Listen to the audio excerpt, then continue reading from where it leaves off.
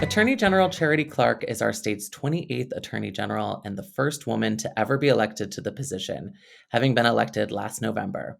But she is no stranger to the office, having served as Assistant Attorney General to former Attorney General Bill Sorrell and as Chief of Staff to her predecessor, Attorney General TJ Donovan, for a combined 8 years. And as a first for this podcast, she is our first statewide elected official to be a guest on the show. So welcome, Charity Clark. Thanks for having me. I'm excited to be here. Well, and also thank you for being a listener. I was very tickled when I learned that. Of course, that's what I like to do when I'm riding my exercise bike. I love it. Well, I really appreciate it. I'm not going to go too far into your biography today because from past conversations that I've had with you, I've picked up on some really fascinating moments that I think set up really good framing to kind of begin our conversation. You grew up in Southern Vermont, and you've mentioned before that your parents were really aware of our society's impact on the environment and our role and responsibility to take action on it. And I was hoping you could tell me a little bit more about your upbringing. Yes, I grew up in Southern Vermont. My dad was an Eagle Scout, and we were very outdoorsy and lived in a passive solar house with a heat pump, a geothermal heat pump. And my mom actually lives in currently a full on off the grid solar powered house. And when I was in seventh grade, I remembered we had a science project, and I literally built a little solar house. So I was into recycling. I would write letters to the president complaining about, the ozone layer problem and all of it. So I, as a child growing up, was very outdoorsy and also very aware and active in the space of environmental concerns. So definitely, I'm a very fitting guest for this podcast. I love it. As a fellow Vermont kid, I love that you have a really impactful memory surrounding Green Up Day. And for listeners out there that maybe are not intimately familiar with Vermont, Green Up Day, it's the first Saturday in May, and Vermonters are encouraged to pick up green bags from their town coordinators and walk alongside roadways, picking up trash and litter to literally green up as we enter springtime. I too grew up loving that day, and I considered it like a holiday on the level of Halloween or, the 4th of July. Um, but you had a pretty impactful experience once, including a very special guest experience. What was that experience like for you, and how did it stay with you? Well, I think I was 9, maybe 10. And of course, by that point, I had entered the Green Up Day poster contest many times, as you do. And Governor Madeline Kunin came to my town, and it was really the first time that I had awareness that we had a woman governor. And I think at that point, there were only 2 women governors in the whole country. And she arrived in a convertible, which my sister got to ride in. I did not. And she was like so super cool. And it really made an impression on me because it was really the venue, if you will, was Green Up Day, but really getting to meet the governor and realizing she was a woman and how special that was.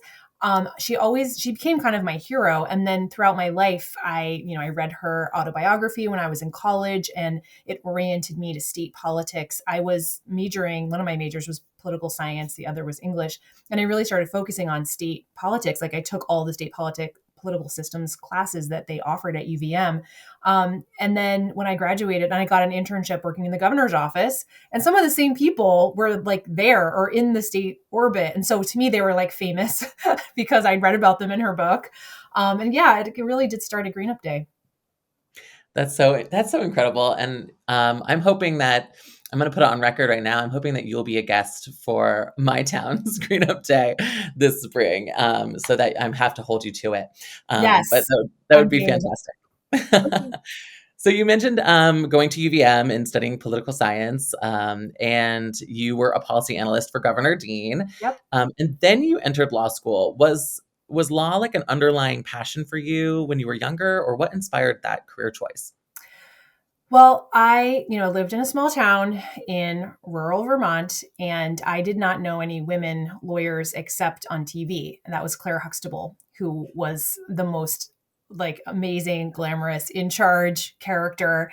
And then in high school, I became aware of other women lawyers, and they had, a profile in the national media, which was Anita Hill and also Hillary Clinton around that time. So I became aware of women lawyers. And I think that there is something to that concept, that when you can see yourself, then you can imagine what you might do in that career. And I think I thought like, well, maybe someday I'll, be a lawyer. I was really into government. I was very dorky. I'm really into government. And I did an internship at Senator Leahy's office and then with Governor Dean's office. And while I was working at Governor Dean's office, I really could observe all of these incredible people, but especially women, honestly, who I looked up to, who were lawyers. And I could see that they were given a little more respect than maybe they would have if they hadn't been lawyers, which is a very upsetting thing to observe. But, I was trying to make my way in the world and I'm thinking, what's going to give me the most clout and the most kind of edge up? And I could see all these like women I admired who were lawyers, and ultimately decided to go to law school myself. So would you say that your interest in government, like it's very interesting to hear that. Did that stem from anything specifically or like your time at UVM taking those classes?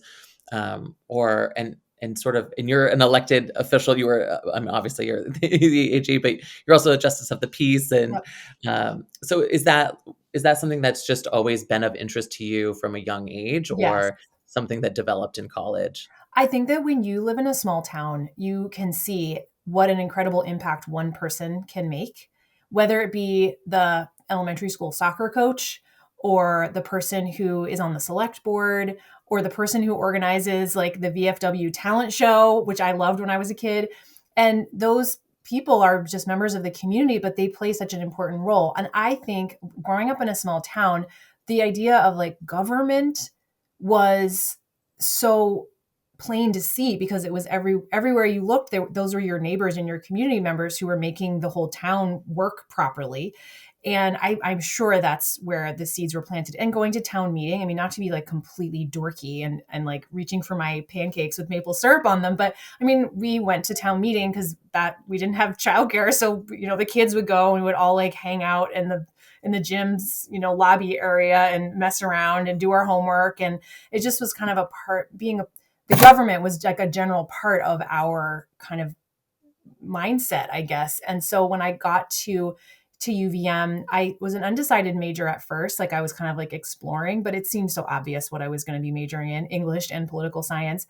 And when I was in private practice, I missed being a state employee. And especially when I was in private practice in New York City at this giant law firm, I remember thinking, you know what the best job was? Working for the state, where everything you did all day long, you're just helping people or helping the state you love so much. And it's like such a good feeling. And I always loved it. And I even in New York, I even had like a reoccurring dream where I was like in Montpelier, walking down the street, like on my way to work, happy. So I think I was definitely destined to come back to state service and just feel honestly so privileged now to be the Attorney General. I'm really glad I asked that because, as a small town kid from Vermont, like town meeting is up there with Green Up Day, right? As Yeah. a sort of a holiday. And I can relate on so many levels of seeing, of knowing my state rep, which is now Senator Westman. Oh, And I went to Johnson State, and Senator Doyle was a professor of yep. mine, and he obviously had access to everyone in Montpelier, and so he would have guests in his classroom every single week. It was someone new, and including Attorney General Sorrell, I remember visiting. But it's fascinating how you can be shaped by government here on because it's so intimate. And Yeah. yeah, And it's incredible. I'm glad. I would say I feel, having grown up in that like you did, I have a sense of responsibility to always be looking for those kids who are going to be us someday. They're going to be the ones on the podcast. And we actually have going on right now in our office the Earth Day essay challenge for fifth and sixth graders. And we review these essays. We like invite kids to write essays about Earth Day or the environment. And then we review them, and every single kid gets feedback from a lawyer in my office. And I was like, sign me up. So I'm going to be one of the lawyers like reviewing these. and thinking like, oh, I would have been so excited if as a kid I'd written an essay and the actual attorney general gave me feedback like, good points. I love to hear it. So I can't wait. I'm really excited for that. I love it, and thanks for fostering the next generation. Yep. That's what it's all about, really, right? Yeah. I think at first glance, the average person wouldn't really think that the AG's office has much impact on the environment or policies that our organization cares so deeply about. But in actuality, there's some major overlap. We proudly endorsed you, and you ran on a platform that included protection of our environment. Could you tell listeners a bit more about your role more generally, and then also share with us some of the ways that your office deals with environmental topics specifically? Sure. So a lot of the work that we do in the AG's office in the environmental unit come from referrals from the Agency of Natural Resources. And some of these cases they have lawyers too. Some of these cases are complicated, or they're going to take a long time, or they just need more resources. And so we'll come in, and it really runs the gamut. If someone has a toxic waste site in their backyard and they're not supposed to, we will use the state's statutes to enforce the environmental statutes to try to get that person to stop doing it and pay penalties and whatnot. We work the same space in many respects, like with farms or logging. And then we also have the ability to bring our own lawsuits. And one sort of well known lawsuit at this point that we've done is we sued the fossil fuel company on a greenwashing theory using the Consumer Protection Act. And one thing that I did when I arrived at the office is I united the environmental unit and the consumer unit into one division, which is called the Environmental and Public Protection Division. There's a couple of other units in there as well. But to me, there's so much overlap between consumer and environmental. And I want to make sure that we're taking all the opportunities we have to protect Vermonters and also to move the needle on some of the issue areas that, seem so obvious to me. So much of our, money is spent on things, on services. We are consumers in so many capacities. And to the extent that we can be driving better environmental policies using our consumer choices or even consumer awareness, which we do a lot of with our consumer assistance program, to me, that was very compelling. And I think there's a lot of opportunities there I want to make sure we were taking. Amazing. And there's currently some legislation in the Senate Committee on Health and Welfare that you were just testifying on Yes. yesterday, I Yep. think, right? And those are surrounding PFAS and forever chemicals that are in consumer goods, such as cosmetics and menstrual products and other personal care products. So, why is that important to you? Why were you there testifying? Well, like I said, one of the we are the consumer experts in Vermont. There's a lot of people who know a lot about environmental law, but we really are the consumer experts. So anytime there's consumer products, we're going to show up to testify to offer our expertise and our perspective. This bill in particular has an enforcement mechanism that is 100%, us. It's the Attorney General's office using the Consumer Protection Act to enforce the ban on these chemicals in these products. So I wanted to make sure that we weighed in, provided our perspective, made ourselves available to answer any questions.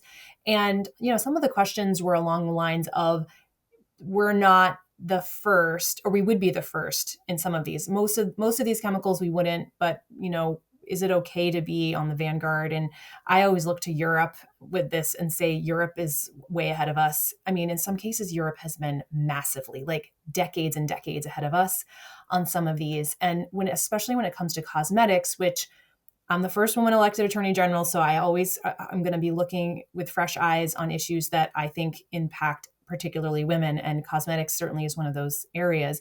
But we ban so few chemicals in the United States, and Europe bans over 1,000 in cosmetics. And it's just, where's the disconnect here, folks? I mean, it's not. I don't think we're in the right spot. So I'm really glad the legislature is taking this up, and happy to lend our voice to, make sure the bill is as good as it can be and say it's a great idea. We should definitely pass it. Yeah, I had heard that some of the conversation was around, there was some hesitancy around including any of the chemicals that weren't in California or Washington's legislation, because we wanted to, follow suit of not be the first. But I think it's really nice to hear you say that, we're so far behind, like globally, Yeah. that it's okay for us to be the first to get rid of some of these things. So Yeah, I and really, sometimes we're the first and people follow us, and that's good too. I mean, I in the committee, I joked we're Vermont, we're small but mighty, and it's true. We are able to, with our process in the Vermont State House, everything's on the human scale here, and so we're able to move legislation thoroughly and quickly in a way that a bigger state might not be able to. I mean, the stakeholders are all there. No one's excluded. We're just wandering the halls of the State House together, and I think that it makes for really good legislation. But we can also, recognize the problem and then act quickly, which I think is what is happening here, which is great. absolutely. And I just, yeah, I think I just want to again thank you so much for taking the lead on that and for being a voice. And also, I'm sure we're going to want to have you back as we move forward with this legislation, particularly that is so on the consumer level and yet also on the environmental level as well. So I'm sure we'll want to have you for our deep dive conversation sometime later on the Wonderful. podcast. But I want to thank you for taking the time to talk to me and yeah, prioritizing our climate and environment and all the work that you do as AG. And I It's can't wait to hold you to visiting me out in Cambridge. I would absolutely love that. And thanks for having me so much and for your leadership and all that you guys do. It's really great that you take the role that you do in Vermont. So thank you. Yeah, and if you want to do a Green Up Day tour, I'm game. Okay, love it. Just bop from place to place. With my green bag. Exactly. All right. Have a great day. You too. Bye, Justin.